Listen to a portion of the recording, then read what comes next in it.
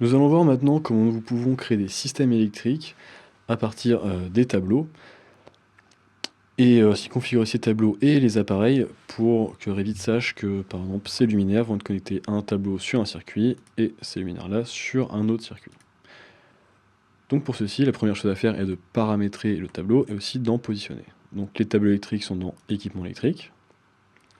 On va utiliser par exemple le tableau auditionneur encastré 230 volts que je vais placer par exemple ici sur cette façade. Voilà. Donc lorsque je place un tableau, alors je vais juste changer ici l'apparence, voilà. Lorsque je place un tableau, donc il va placer à une certaine élévation, c'est un élément qui est hébergé en face. Je vais avoir plusieurs options ici, voilà, plusieurs propriétés, pour nommer les circuits et aussi avoir des résultats des calculs sur ce qui est connecté à ce réseau. Donc je vais avoir par exemple ici électrotechnique, ça va être le nom, les notes de nomenclature. Tout ce qui est charge ici sera calculé en fonction de ce que je vais connecter sur ce tableau. Hop. Je vais avoir ici des données d'identification, donc c'est juste, ça peut être important ici pour une nomenclature ou pour la noter. Et aussi ici des notices de montage, donc encastrées, où je peux taper ici d'autres choses. Pareil ici pour le coffret, il y a type 1, mais c'est vraiment juste des informations pour les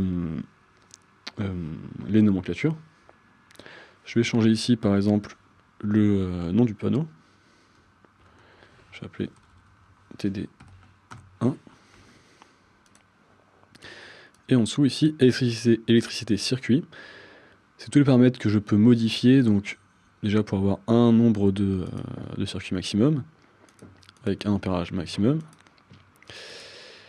Et des paramètres ici donc pour l'attribution des noms des circuits. Donc comment je l'attribue avec préfixe, en standard, par phase. Donc en fonction de ce que vous modifiez ici, si je mets avec préfixe, je vais pouvoir rajouter ici un préfixe qui sera rajouté à chaque début de mon circuit. Donc je peux par exemple dire TD1 avec un séparateur, par exemple un tiret. Et ensuite, donc, lorsque je vais connecter, il va créer automatiquement des circuits qui seront nommés donc TD1-A, B, C, D, etc. Et ici, ce sont les informations que je peux remplir, donc modification et intensité nominale du court-circuit, qui sont affichées dans ma nomenclature. Bien sûr, les tableaux, vous pouvez les remplir en cascade. Donc pour l'instant, j'ai un seul tableau, mais je pourrais ensuite le connecter à un tableau principal, donc, et j'aurai ici l'information en provenance de l'autre tableau. Ce que je vais faire ici, donc, c'est connecter des éléments à ce tableau.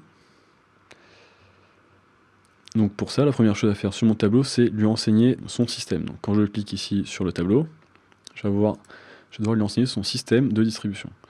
Donc pour l'instant, j'en ai aucun qui est disponible. C'est tout simplement parce que dans la configuration de mon tableau, ici, j'ai 3 pôles 230 volts. Ça ne correspond à aucun paramètre du système de distribution qui sont présents dans Gérer, paramètres électriques. Donc ici, paramètres électriques, système de distribution, j'ai du 230 mais avec 2 fils, donc en monophasé.